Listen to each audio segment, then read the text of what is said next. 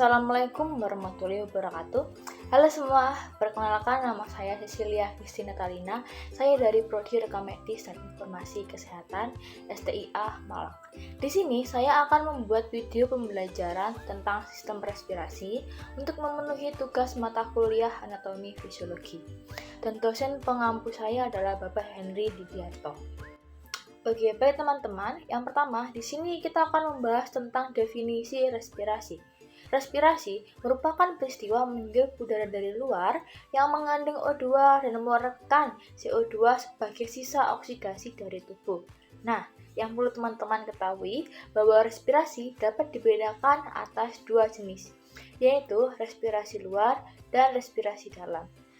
Respirasi luar merupakan pertukaran antara O2 dan CO2 antara darah dan udara. Respirasi dalam merupakan pertukaran O2 dan CO2 dari aliran darah ke sel-sel tubuh. Nah, baik teman-teman, di dalam respirasi terdapat inspirasi dan ekspirasi. Apa sih inspirasi dan ekspirasi itu? Nah, inspirasi merupakan penghisapan udara ke dalam tubuh. Lalu, kalau ekspirasi menghembuskan udara keluar tubuh. Ketika kita melakukan inspirasi, paru-paru akan mengembang karena terisi udara. Dan ketika kita melakukan ekspirasi, paru-paru akan mengempis karena udara dikeluarkan. Oke, baik teman-teman, selanjutnya dalam mekanisme respirasi atau pernafasan ini memerlukan kerjasama antara otot tulang rusuk, diafragma, otot dada, dan otot perut.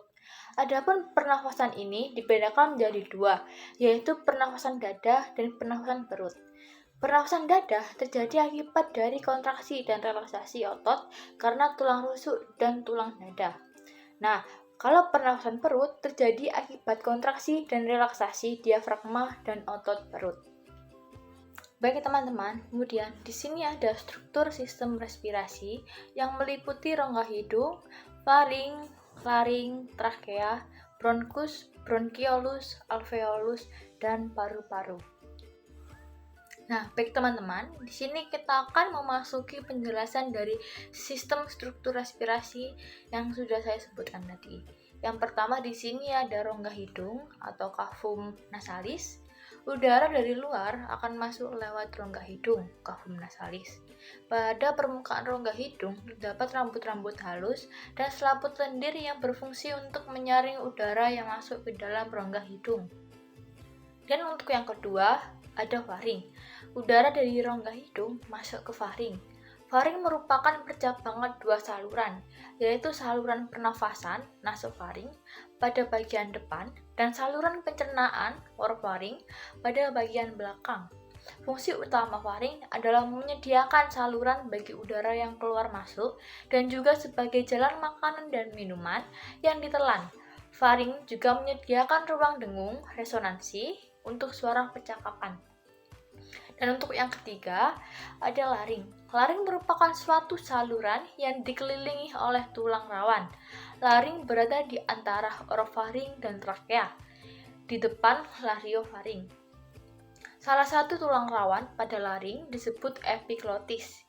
Nah, epiglotis terletak di ujung bagian pangkal laring.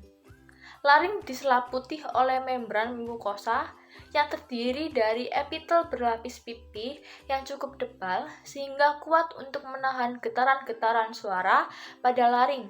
Fungsi utama laring adalah menghasilkan suara dan juga sebagai tempat keluar masuknya udara. Nah, oke teman-teman, untuk yang keempat ini ada batang tenggorokan atau trakea. Tenggorokan berupa pipa yang panjangnya kurang lebih 10 cm, terletak sebagian di leher dan sebagian di rongga dada.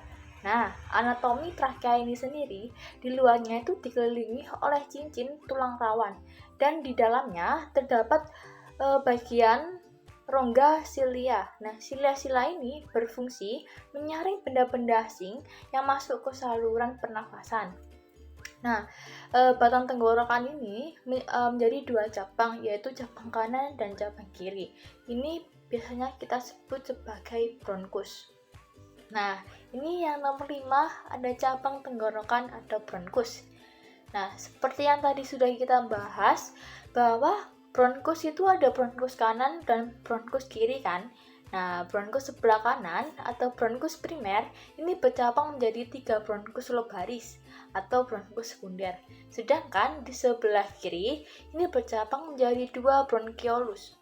Untuk fungsi utama bronkus adalah menyediakan jalan bagi udara yang masuk dan keluar paru-paru.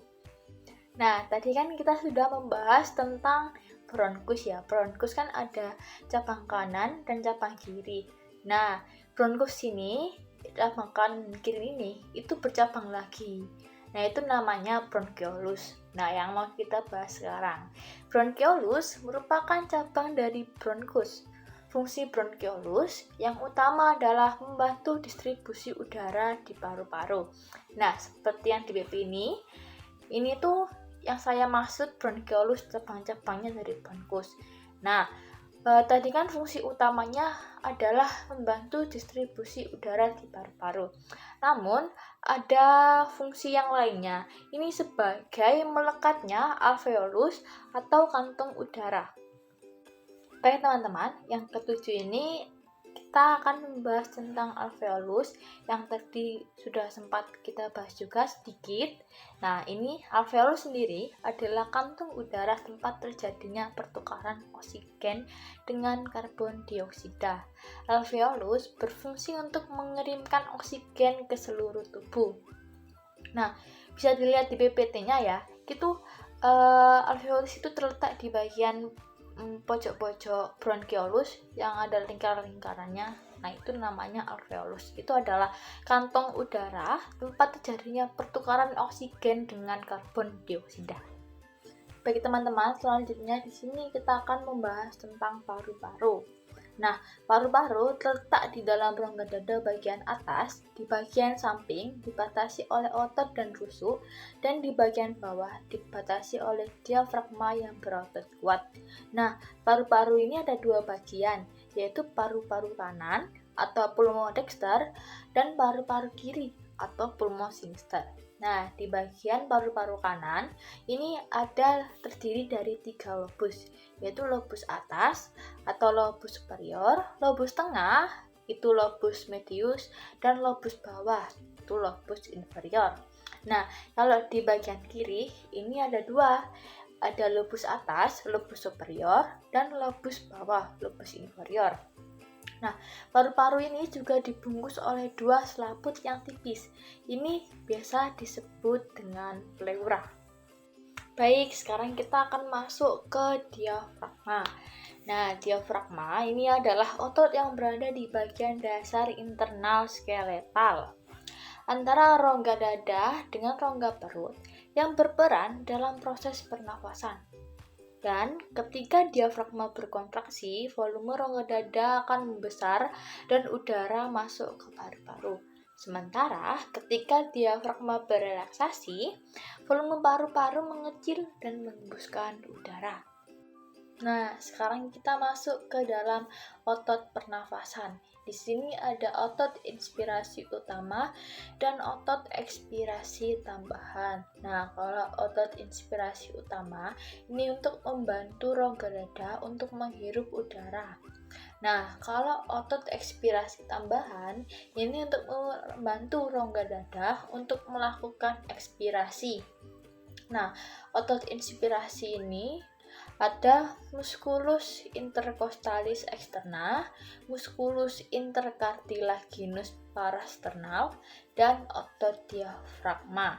Nah, kalau otot ekspirasi tambahan, ini ada musculus sternocleidomastoideus, musculus calenus anterior, musculus calenus medius, dan musculus calenus posterior. Oke, baik teman-teman, sekarang kita masuk ke dalam cara kerja respirasi. Kerja sistem pernafasan pada manusia melibatkan semua organ pernafasan. Organ-organ ini bekerja sama untuk membantu tubuh dalam pertukaran gas antara paru-paru dan pembuluh darah, yang kemudian akan disalurkan ke seluruh bagian tubuh dan dihembuskan ke udara. Berikut ini ada cara kerja sistem pernafasan pada manusia. Tuh, pada di PPT. Yang pertama ada ketika menarik nafas atau inhalasi, diafragma dan otot-otot di antara tulang rusuk akan berkontraksi dan meluaskan rongga dada sehingga paru-paru bisa mengembang dan terisi udara. Yang kedua, udara masuk lewat hidung dan mulut, kemudian melewati proses penyaringan partikel kecil oleh rambut hidung, lalu menuju ke trakea atau batang tenggorokan. Yang ketiga, udara dari trakea masuk ke paru-paru melewati saluran pernafasan yang disebut dengan bronkus dan bronkiolus, kemudian berujung di alveolus.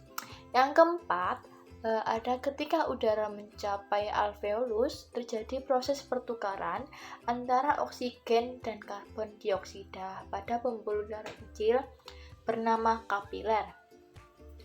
Nah, yang kelima ada oksigen masuk ke dalam kapiler, kemudian menumpang sel darah merah menuju ke jantung untuk disebarkan ke seluruh tubuh. Di saat yang bersamaan, karbon dioksida masuk dari kapiler ke rongga paru. Setelah pertukaran oksigen dan karbon dioksida selesai, otot diafragma dan tulang rusuk kembali rileks dan rongga dada kembali seperti semula. Udara yang mengandung karbon dioksida pun terdorong dari alveolus menuju bronkiolus, bronkus, trakea, hingga keluar melalui hidung. Nah, seperti itulah cara kerja respirasi. Nah, teman-teman, sekian video pembelajaran dari saya tentang sistem respirasi. Mohon maaf jika ada salah kata, dan sampai jumpa pada video pembelajaran saya yang berikutnya. Dadah!